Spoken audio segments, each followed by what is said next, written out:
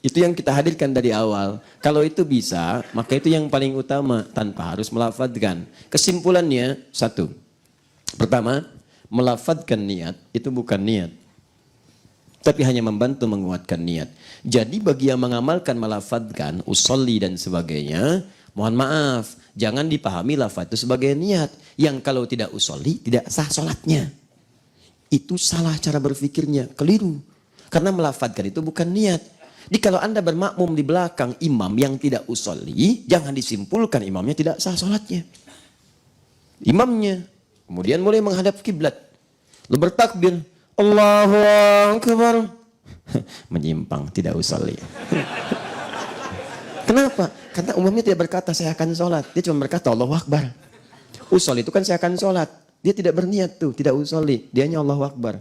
Dia lupa kalau sholat dibuka dengan kalimat Allahu Akbar. Niatnya di dalam hati. Siapa yang bilang? Nabi yang menyampaikan itu. Contohnya Imam Asy-Syafi'i bahkan menuliskan dalam kitabnya. Jadi begitu mengatakan Allahu Akbar, hatinya mengiringi dengan niat. Jelas? Yang kedua, lafaz ini sebetulnya tidak diatur dalam kalimat-kalimat yang khusus. Ya, kenapa? Karena dikaitkan dengan ibadah yang dikerjakan. Karena itu sepanjang lafaznya ada untuk menguatkan, silahkan. Makanya orang Arab pakai bahasa Arab. Sholli fardhu subhi. Ya kan? Rak'ataini mustaqbilal qiblati imaman lillahi ta'ala. Allahu Akbar. Arab. Di hatinya juga begitu. Jelas ya? Tidak ada lafaz yang khusus. Jadi kalau Anda nanti yang misalnya berbeda pendapat dengan yang ini, mengatakan itu kan lafaznya tidak ada dari Nabi. Emang nggak ada. Mau dicari sampai kiamat kurang 2 hari juga akan ketemu. Akan ketemu. Karena lafaz ini dibantu menguatkan niat. Apa itu dihadirkan sesuai dengan kondisinya. Apa yang di hati itu yang dikeluarkan. Bahkan kalau Anda ingin ucapkan dalam bahasa Indonesia pun sah. Karena belum masuk sholat. Sholatnya dibuka dalam takbir. Niatnya di hati. Anda ingin kuatkan. Duh Gusti. Ya.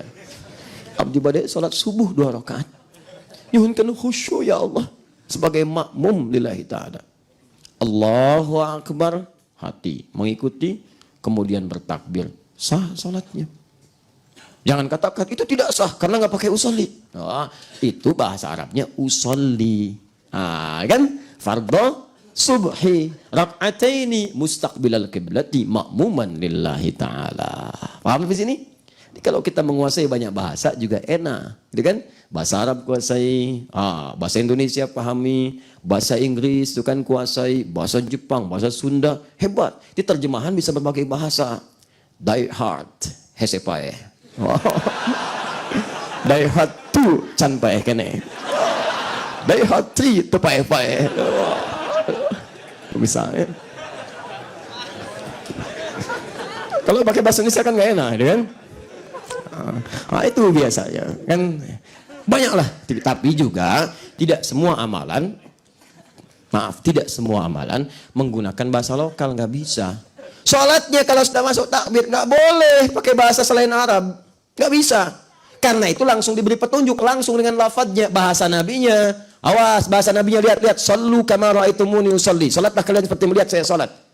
Bagaimana caranya? Saat dimulai dari awal sampai akhir ikuti Nabi. Di luar kasus yang terjadi pada zaman Nabi, silahkan di luar sholat, boleh. Tapi dalam sholat, tidak. Karena semua bacaan mesti sama dengan Nabi. Jangankan Anda mengucapkan dalam bahasa yang lain, diterjemahkan pun nggak boleh. Nggak boleh, awas. Sekarang banyak yang kreatif tuh. Itu dosa tuh. Penerjemahnya, orang sholatnya, macam-macamnya. Ini ada imam sholat, sampingnya penerjemah. Bayangkan. Apa Allah nggak paham dengan bacaan Anda? Yang lain bisa. Kenapa cuma Anda yang nggak paham dengan bacaan itu? Allahu Akbar, Allah Maha Besar. Bayangkan.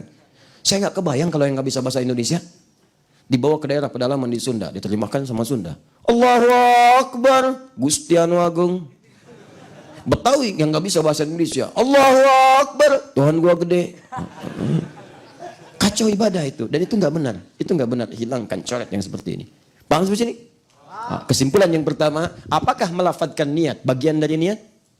Bukan. Melafadzkan niat itu bukan niat. Melafadzkan niat untuk menguatkan niat. Kalau tidak melafadzkan, apakah sah salatnya? Sah salatnya. Kalau tidak berniat tapi melafadzkan, apakah sah salatnya? Mustahil. Bagaimana bisa melafadzkan kalau nggak ada niatnya?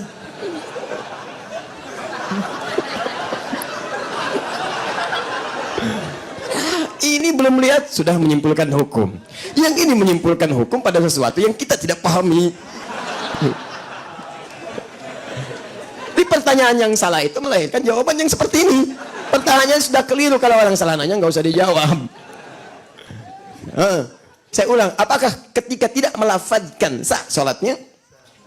Sah sholatnya. Apakah kalau tidak berniat kemudian kita melafadzkan sah sholatnya? Tidak. Sah sholatnya, mustahil seseorang melafadzkan kalau tidak berniat. Cerna dengan baik. Cerna dengan baik. Cerna. Jangan tersesat walaupun di jalan yang benar. Ya. Awas. Hati-hati. Hati-hati. Itu pertanyaan kurang tepat. Karena mustahil orang melafadzkan kalau nggak ada dalam hatinya. Semua yang dilafadzkan itu ada dalam hati. Akad nikah karena ada gejolak di hati keluar dalam bentuk lafadz. Ankah tukah saya nikahkan, saya kawinkan engkau dengan putri saya bernama si Fulanah binti Fulan dengan mas kawin misalnya gelang emas sebesar 2 kilo dibayar tunai. Ya? Dijawab. Ya. Saya terima nikahnya saya terima nikahnya si Fulanah binti Fulan dengan mas kawin yang bersangkutan ya, atau dengan mas kawin yang tersebut dibayar ngutang misalnya. Atau bayar tunai. Itu kan di hatinya keluar dalam bentuk lafaz. Sama syahadat juga begitu. Begitu disebutkan di lisan tembusnya kan ke hati. Dari hati yang paling dalam aku menyampaikan apa yang aku rasakan. Ya, kita sampaikan cinta kita bersama di dalam lisan dan kita tuliskan dalam buku kita nikah kita yang jadi pegangan. Jadilah BPKB, buku pernikahan kita berdua. Catat. Itu luar biasa. Apa hubungan dengan niat? Cari aja. Kesimpulan satu. Kesimpulan yang kedua, apakah seorang kalau jadi imam dia tidak melafadzkan, boleh kita bermakmum di belakangnya? Boleh. Boleh kita protes? Ya, boleh aja kalau nanya, gitu kan? Boleh. Yang tidak boleh itu protes dengan cara kemudian menjelekkan atau yang lain. Kalau makmumnya di belakang imam yang melafadzkan niatnya, boleh? Oh, kenapa jadi pelan? Boleh. Imamnya melafadzkan sholli fardhu subhi rak'ataini mustaqbilal qiblati ya imaman lillahi ta'ala. Anda bermakmum di belakang, boleh tidak? Boleh. Apa yang salah? Apa yang salah? Ya, boleh, silakan. Anda beda pendapat, boleh. Tapi Anda mesti tahu yang beda pendapat dengan Anda pun punya dalil. Kita hormati dalilnya. Hormati dalilnya. Kalau Anda merasa saya nggak tentram Ustadz, belajar dulu supaya tentram. Dalam rangka belajar itu, sholatnya mungkin cari dulu di tempat lain. Dengan imam yang tidak melafadzkan. Setelah paham pelajarannya, silahkan kembali ke jalan yang benar.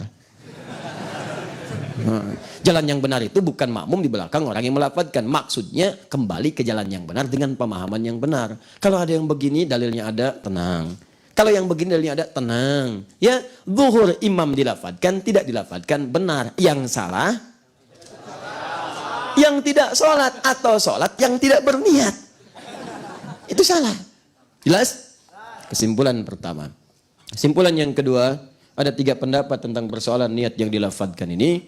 Yang pertama itu mutlak membolehkannya dalam keadaan waswas atau bukan. Ini kelompok yang tadi kita sebutkan. Yang kedua menolak secara mutlak, sampai tidak mengamalkannya karena dasar kekhawatiran kalau itu menyalahi apa yang Nabi ajarkan. Kemudian yang ketiga, itu dalilnya juga sudah ada. Yang ketiga adalah mengambil yang pertengahan. Kalau saya pribadi, saya condong yang ketiga ini. Tapi saya nggak bisa paksa antum. Kalau dalam fikih itu ada muqaranatul madzahib, perbandingan antara madhab. Kemudian diambil suara yang paling kuat, rajih. Nah, prosesnya disebut dengan tarjih. Mana yang paling kuat? Kalau saya pribadi, saya melihat ini yang paling kuat, bagian terakhir ini. Jadi, pertama, kembalikan dulu ke awal, ke dasar, tanpa harus melafadzkan. Jadi begitu kemudian antum amalkan. Nah, kalau ada perasaan kurang nyaman, praktek rumuskan Qur'annya dipakai. Rasakan akan meninggal. Kemudian ta'awudz, baca 3 surah yang terakhir. Mu'awadzat ats-tsalaats, 3 perlindungan, surah perlindungan, Al-Ikhlas, Al-Falaq, An-Nas. Itu dianjurkan, silahkan. Ya, bahkan Nabi katakan, bahkan Quran langsung ayatnya. Ya, fasta'iz billahi minasyaitonir rajim. Berlindung kepada Allah dari setan. Kalau ada was-was, awas. Fa imma yanzaghannaka minhum naz'un, kalau ada bisikan-bisikan yang membuat kita was-was susah, fasta'iz billah, berlindung kepada Allah. Bisa dengan ta'awudz, bisa dengan membaca surat perlindungan, bisa. Ya, silahkan. Antum misalnya baca ayat kursi boleh enggak? Kalau bagian dari perlindungan boleh minta. Mohon. Antum nggak bisa berdiri sambil duduk, baca ayat kursi, ya belum juga kuat, lempar sekalian dengan kursinya, ya kan?